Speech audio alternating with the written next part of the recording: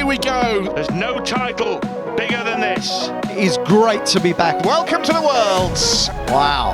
Just superb. Grit and determination. Does her. Gets it done. What darting entertainment this is. Brilliant finishing. And he saves his skin. Pummeling the trebles again. Oh, he's in again. There it is. Nathan Aspel's fired up. Composure and skill. Oh, magnificent from Van Gerwen. He's up there to prove a point. And this time, Peter gets it right. It's all right on the night at the Alexandra Palace.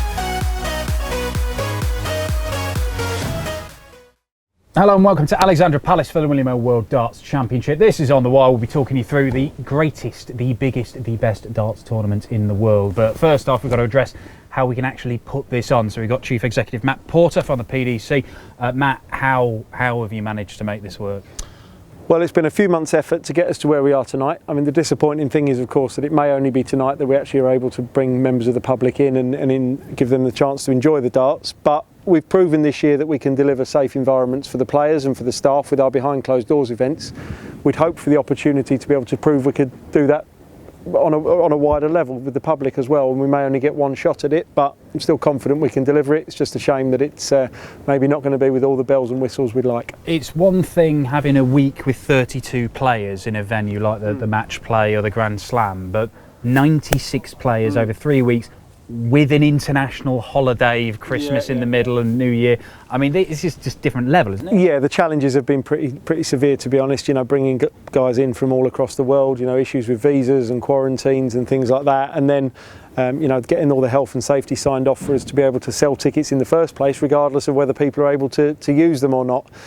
You know, we've got, it's a large venue here, there's a lot of areas, and we've got zones, red zone, amber zone, places where you can and can't go, and it's all with a view to keeping people safe. And every question that's been asked of us, we've answered. So for us to then be pretty much closed down, but have one of the doors shut, you know, 24 hours before the start was a real body blow. Well, I mean, there is still a faint hope that things could open up again after Christmas. We don't know. I assume that you'll be ready to deal with that if that's the case. What's it actually mean for fans who are watching? Because we've seen the match play, we saw the Grand Slam. It was purpose built for a TV event with no fans. Obviously, here you're all ready for the fans, and now you've had to change quickly. We are, yeah. I mean, the fans, it's built for the fans in a different way to what you'd normally recognise, but it's still built for the fans tonight. And then, unfortunately, you know, I wasn't flavour of the month with all the rigging crew, because they'll all be working the night shift tonight as we rebuild it for tomorrow. It will look different on Wednesday than it will tonight. It's actually quite a unique thing for a lot of our fans who are here tonight. They're going to be a little bit of PDC history. They may well be the only people who are there. You know, when Peter Wright walks out to be introduced as reigning and defending world champion, at least he'll get a clap, which is nice. But it's going to be rebuilt. The TV presentation area will be different. The player walk-on will be different from tomorrow. So it's going to be a busy night, but we'll still do our best to make it look as good as we can. All right, thanks, Matt. Well, look, make the most of it. It's only one night with fans at the moment. We don't know if there's going to be a little bit more than that after Christmas, but Peter Wright won this title for the first time 12 months ago. It was a life-changing moment for him. He's back to defend it tonight. To beat Van Gerwen in a big final. There's no final bigger than this. There's no title bigger than this. And this time, Peter gets it right. It's all right on the night at the Alexandra Palace. Michael Van Gerwen offers his hand, and in doing so, hands his world crown to Peter Snake by Wright. Peter Snake by Wright there, beginning the title defence tonight. We've let Matt Porter go. Thank you very much to him. We've replaced him with a significant downgrade. Jamie Banks, also from the PDC. Thank you for joining us. Now, we've done this in various different places over the course of the week. We had a bus in the fans' village. We had a little wooden box that was built. And now you get these lovely sofas. Every year that passes, I'm still significant downgrade from Matt Porter. I wonder if at any point I'll just be a downgrade. Well, possibly. Probably not. There's also a small man hiding behind that telly you can press buttons for us. Right, we've heard from Matt about how this is able to take place. Let's talk about what's taking place, because it's all about the darts. And admittedly, we've got a man who's not allowed to give his opinion on who he thinks is going to win or anything. But Do you think this is the most open World Championship we've seen in years, possibly ever? I mean, we possibly say that most years, don't we? But I think... No, we don't. Well, I think we do, because I think you try and build... I don't. Well, OK, fair enough. Well, I do anyway, but I think in this case, we probably are looking at it in terms of just based on results from the rest of the year. We've had lots of new winners. We've had lots of new winners on the tour as well as the television. But what we've also seen is people going deep into tournaments that we might not have expected. So, look, Michael van Gerwen is the one that people have always spoken about in the past. But perhaps for a lot of people, he isn't the favourite with the bookmakers. Our title sponsor, I believe he is the favourite. But for a lot of people, I'm not sure he is, but he did get back to winning ways a couple of weeks ago. So it's going to be interesting. It's definitely wide open.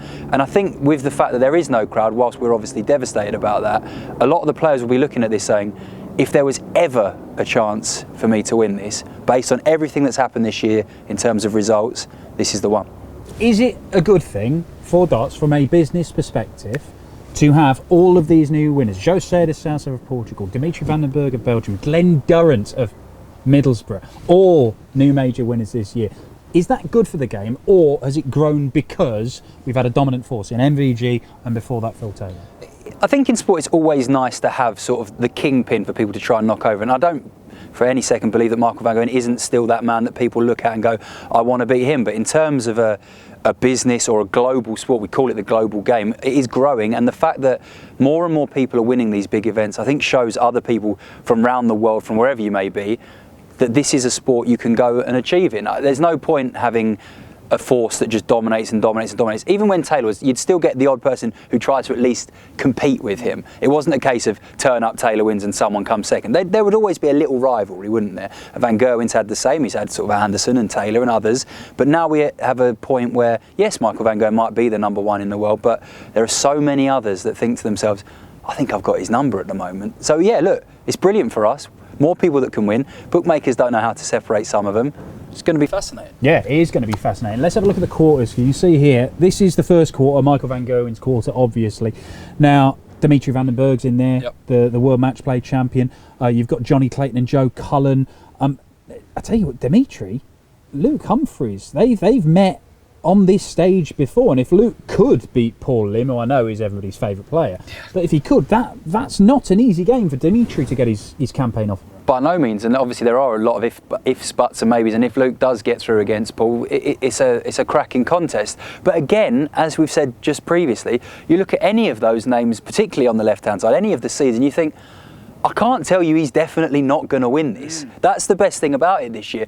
Yes, there are going to be favourites, but you go through any single person there and you can go, you know what, I could probably make a case for him. So, look, a fantastic quarter. Michael van Gerwen, obviously the favourite. It will be interesting to see how Dimitri fares as well, but van Gerwen, yeah. Well, let's ask the tiny man behind the screen to press a button and go on to quarter two. There we go. He's very good. Right, Michael, I think this is the quarter. This is the one, isn't it? This is the quarter where a lot of the seeds, not in the greatest of form. You look at A.D. Lewis, Glenn Durrant obviously coming back from his COVID diagnosis, Rob Cross, Gary Anderson, and yet you've still got Michael Smith and Devon Peterson in there. You've got you look at the other half of it as well, and you say, well, look, Damon's down there as well. Dirk. Again, sounds so boring, but look at any one of those names and tell me he's not going to win it. You're right. Some of them have struggled with form and some of them don't particularly have the best record here at times, but they'll all be looking at it and thinking, if I can just squeak through here, I fancy my chances. I mean, look, even Adrian, again, he'll tell you it's not been his best year ever, but there are small signs of him starting to find his form. I'm not going to sit here and patronise AD and say, oh, he's playing brilliantly, he could win this. In his head, he'll be thinking, look, I need to do better. But he's a world-class player when he's at his best. And look at that. That, for me, is the quarter most fans will be looking at going, I can't wait to see the games there. Yeah, and I think there's a first, actually, at the William Hill World Championship, in that the man at the top there, Dmitry Gorbanov, the Russian qualifier, I think he's the first nuclear scientist to play at the World Championship. That would be amazing. I'd be very surprised if we've had another. Let's have a look at the other half of the draw. This, of course, is Peter Wright's quarter, the third quarter. I mean, he's got a nightmare trip through this quarter. It could be Steve Westcott, Amit Gillett-Waller, very first game of the tournament. Gabriel Clemens, maybe. Christoph Ratajski or Simon Whitlock, who's rejuvenated. And then James Wade or Ian White or somebody. I mean, this is very hard quarter to get. Well, you go through the season, it should be Whitlock and Wade going through for Peter to get through. But, I mean, Whitlock, Wade, Bunting, White. This is such a ridiculous thing to say. We do it every year. We do this every year. The names are great. James Wade is one that you look at though and think to yourself, it's been a few years since I think people looked at James and went, yeah, I think he might win it this year. I think people are now starting to look at James Wade again and go, if there was a year in the last maybe 5 or so that he could do it, I think this is the one they're looking at and thinking, look, things are in his favour. He's playing better than he has done in previous years. He looks calm, ready to go. Focused. He looks focused. I think that's probably the best way of describing it. He looks like he's enjoying it. And in a quarter where, again, he's got a decent record against these players, he'll look at that and go, I tell you what, I could do this. And I think he has every right to believe that because everything is in his favour, including potentially having no crowd there as well, which I think has benefited him slightly. Possibly. Just making him a little bit more relaxed. Possibly. Well, point to prove, certainly, reaching the finals of the European Championship and the Grand Slam and missing out to Peter Wright, of course, of the European Championship. Let's show you the final quarter because Gerwyn Price, gunning to be the first Welsh world champion, didn't get that far away from it last year, but has won more titles than anybody in PDC darts in 2020. He's only the second favourite, but a lot of people think he should be the favourite. But when we spoke at the start, I talked about the bookmakers making Van Gerwen the favourite, but I think a lot of the talk has been about whether Gerwyn Price truly is the best player in the world at the moment. Whether he is or he isn't, we'll find out, but he's gone fairly close before when people have been talking him up.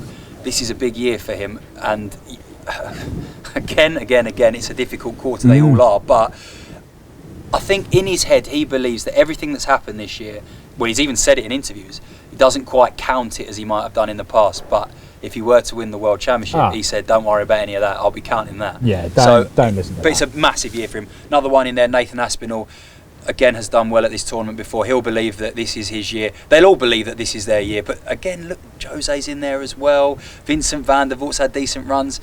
Mate, even if I was allowed an opinion, I think I'd struggle to pick. Yeah, well, I actually think this court is perhaps the best one for first round games in terms of one-off ones. The likes of Ross Smith, David Evans, Scott Waits, Matt Campbell could be a cracker. Ron Muhlenkamp, Boris Karchmar. You've not seen Boris Karchmar play, watch him. He's absolutely mesmerising. Jeff Smith, Keen Barry today is a good game. That's the one I was getting to. Tonight, opening night, Jeff Smith, Canada's #1, and Keen Barry, the 18-year-old from Ireland who holds 2 World Youth titles right now coming into this.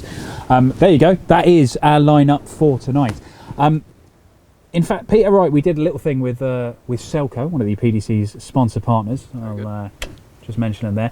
The other day, where Peter Wright showed us around his practice room, 400 sets of darts he's got in there, mainly organised by Dimitri van den Berg while he was staying over there. Don't know which ones he's going to be using for this tournament. He didn't know when we spoke to him last week, but I don't think it'll be the ones he was using in forfeit darts. Your forfeit is 9 darts with probably one of the smallest sets of darts in the world.